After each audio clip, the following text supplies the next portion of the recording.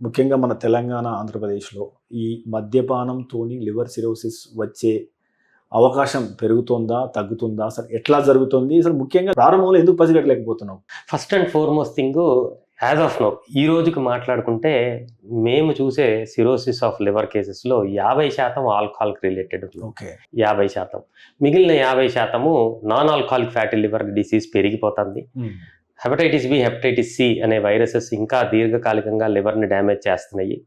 ఈ ఇంకొక 45% కేసెస్ ఇయే చూస్తున్నాం. ఓకే. సో మొత్తంగా 95% alcohol, hepatitis B, hepatitis C and non alcoholic fatty liver disease. Okay. దీనివల్లనే చూస్తాం. ఇంకా 5% అరుదుగా చిన్నపిల్లల్లో విల్సన్స్ డిసీజ్, జన్యుపరమైన కారణాలు, ఆటో ఇమ్యూన్ హెపటైటిస్ అని మిడిల్ ఏజ్ పీపుల్లో మనం చూస్తూ ఉంటాము. కొన్నిసార్లు ఎన్ని ఇన్వెస్టిగేషన్స్ చేసినా మనకి తెలియదు, క్రిప్టోజెనిక్ ఒక 1% మనకి ఆ కేసెస్ కూడా చూస్తాం జరుగుతుంది. బట్ యాజ్ ఆఫ్ నౌ మీరు అన్నట్టు 50% ఆల్కహాల్ రిలేటెడ్ ఉన్నాయి. Okay.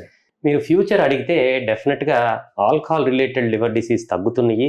Non alcoholic liver disease, non alcoholic fatty liver disease వల్ల సిరోసిస్ పెరుగుతుంది. ఓకే. సో ఎందుకు అంటే మనకి ఇండియాలో, భారతదేశంలో కానీ మన రాష్ట్రం, తెలుగు రాష్ట్రాల్లో కానీ మీరు చూస్తే డైటరీ ఫ్యాక్టర్స్ చాలా అబ్నార్మల్గా ఉన్నాయి. ఎక్కువ మందికి అబ్డామినల్ ఒబిసిటీ, పొట్ట యొక్క చుట్టుకొలత పెరిగిపోతుంది. ఇండియా మీకు ఆల్రెడీ తెలుసు, డయాబెటీస్ క్యాపిటల్ ఆఫ్ ఇండియా.